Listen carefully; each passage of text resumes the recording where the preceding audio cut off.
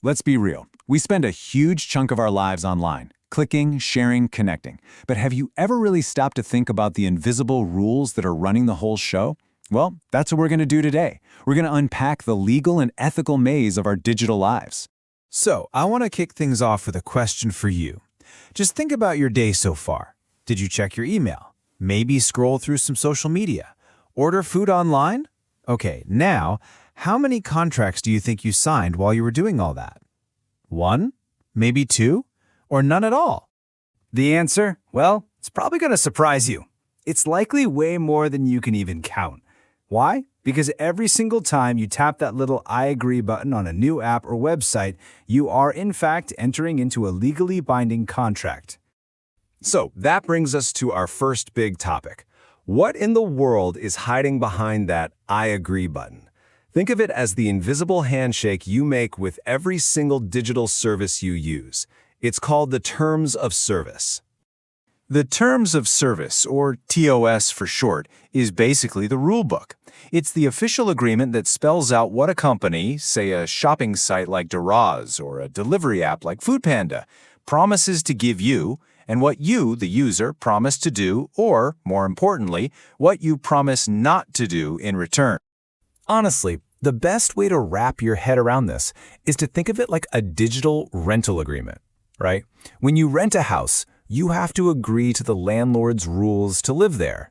It's the exact same idea online. To use a company's digital property, their app or their website, you've got to play by their rules. Okay, so we know we're signing these digital contracts left and right, but what's actually in them? Let's dive in and start decoding some of the most common things you'll find in all that fine print, because this is the stuff that really, really matters. This table breaks it down so nicely. Let's just walk through it.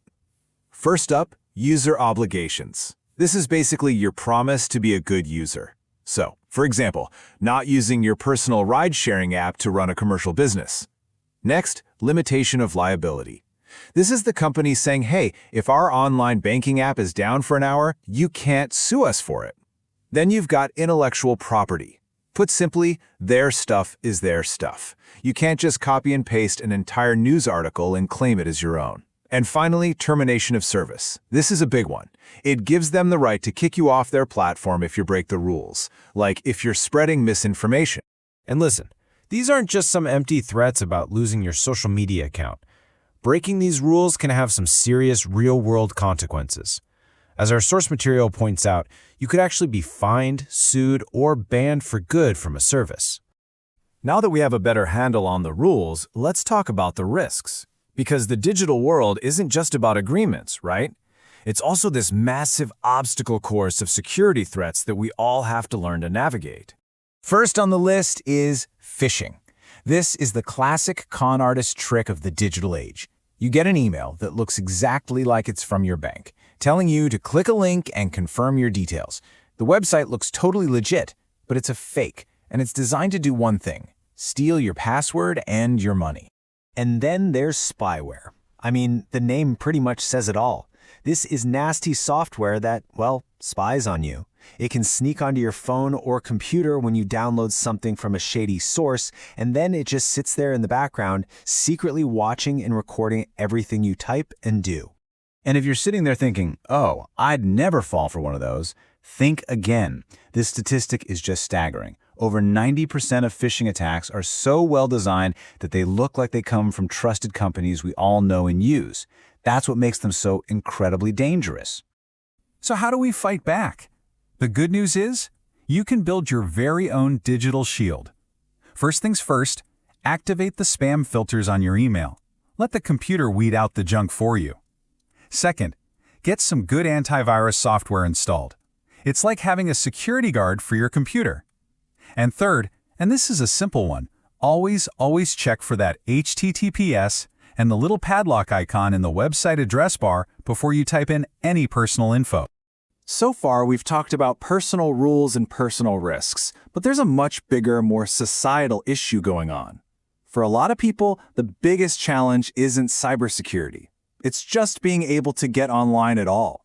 This is what we call the digital divide. This example from our source material really shows the human cost of this divide.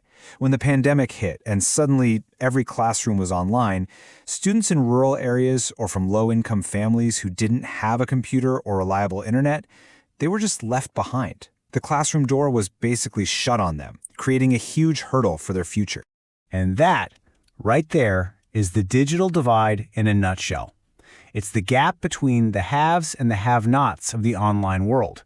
The people who have access to all this amazing modern technology and those who are cut off from it. So what's actually causing this gap? Well, the source breaks it down into 4 main barriers. The first is economic. Computers and internet plans are expensive. Simple as that. The second is geographical. You might live in a remote area where the internet infrastructure just doesn't exist. Third is educational. You need the skills to actually use the tech. And finally, there are social barriers, where things like age or a disability can make it harder for people to get online. You know, understanding all these rules, risks, and massive inequalities, it all leads us to one final, really crucial topic: our own role in all of this. This isn't just about being a tech user, it's about being a responsible digital citizen. Okay, step 1 is all about protecting yourself. It starts with the absolute basics. Create strong, unique passwords. And please, I'm begging you, avoid things like password 123. And of course, keep your guard up against those phishing scams we talked about. If an email feels off, it probably is. Just delete it. Step 2 is all about your data. Be super mindful of who you're giving it to. I mean, sharing your info for a scholarship application on a secure university website? That makes sense. Giving it to some random online quiz? Not so much.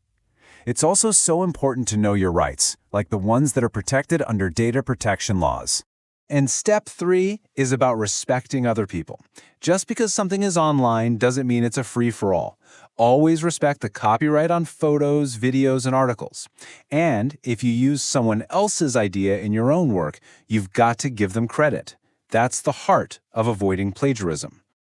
And this is the real reason why all this matters. Each of these little individual actions, protecting your password, thinking before you share, giving credit where it's due, they all add up. Together, they help us build a digital world that's safer, fair, and just more inclusive for every single person out there. So, I'll leave you with this final thought to chew on. We are all the architects of this digital world. Every single post, every click, every share is another brick we're laying down. The real question is, what kind of world are you going to build?